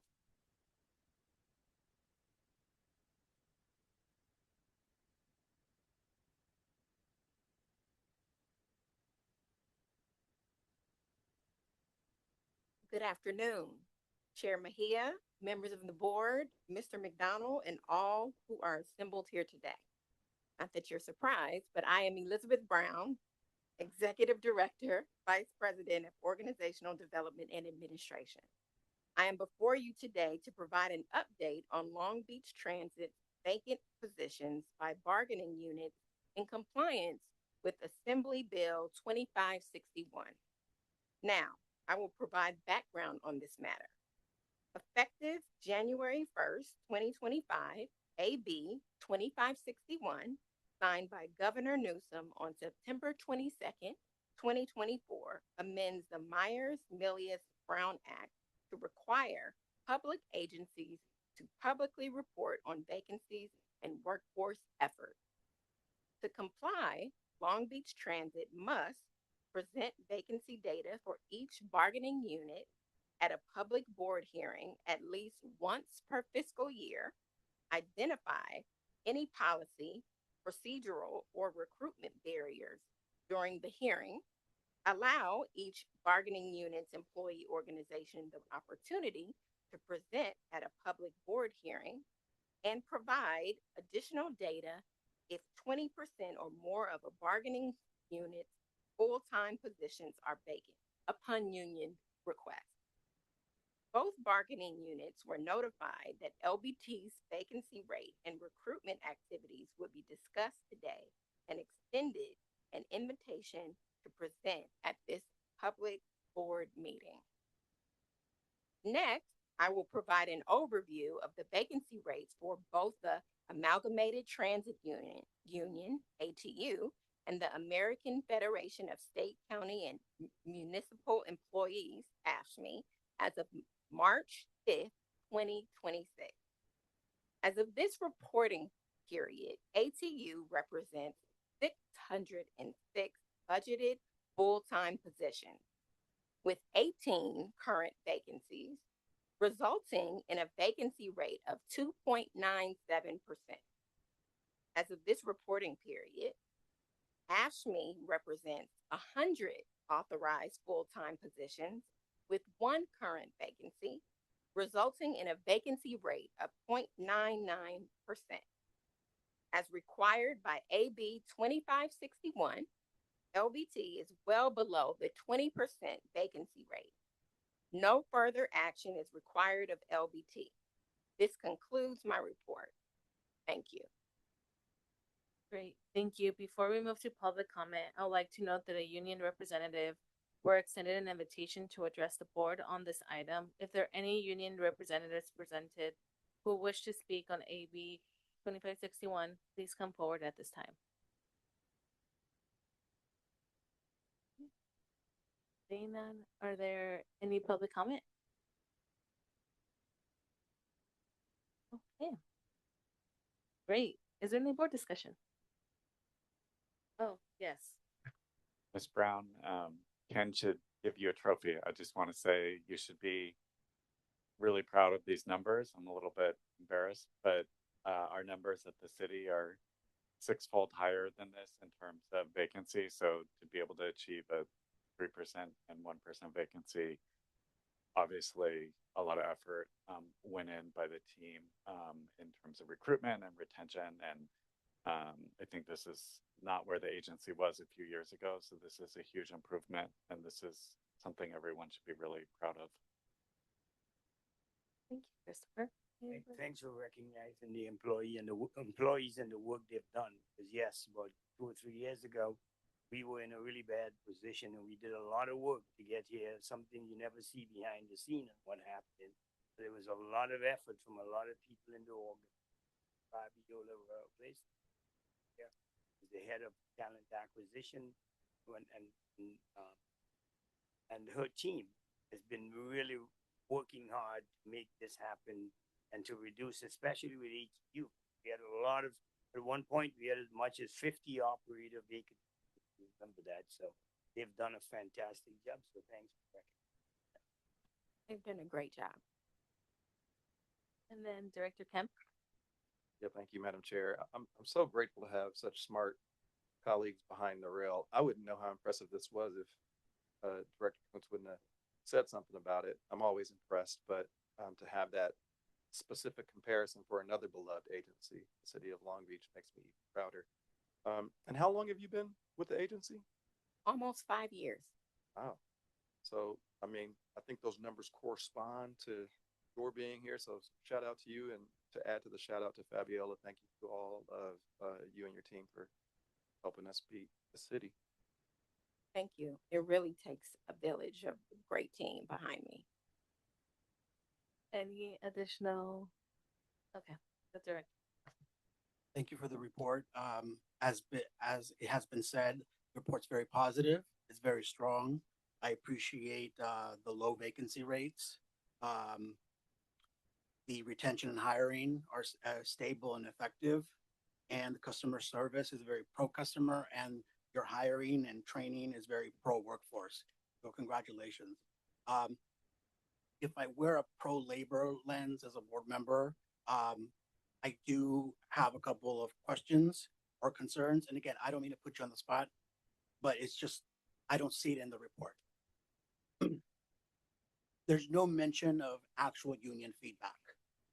Did the union give you feedback?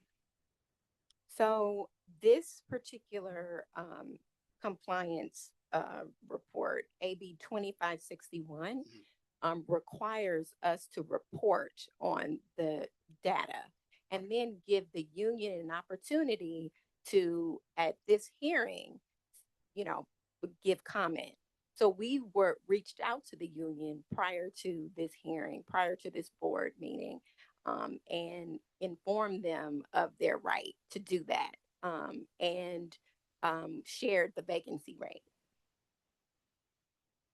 But did they participate after your invitation? I guess I'd want clarification on what participation. Well, don't they have, aren't they, I guess, mandated, or the assembly bill, doesn't it require them to sit at the table with you guys? No. No? No. We have to report the data, and we have to give them the opportunity to comment on that data, but to sit down with them about the data. If it were 20% or more vacancy rate, we will be required to give them more information if they requested it, but our numbers are lower. Okay.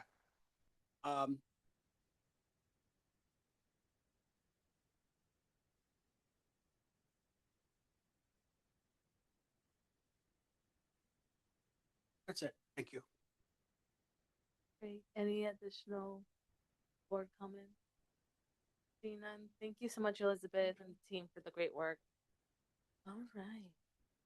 At this time, I invite members of the public who want to address the board on any matters that don't appear on the agenda. Is there any public comment? See none. At this time, I would like to move into closed session to discuss items set forth on agenda 14th. Are there any public comments on hearings? Seeing none, the board is adjourned to closed session.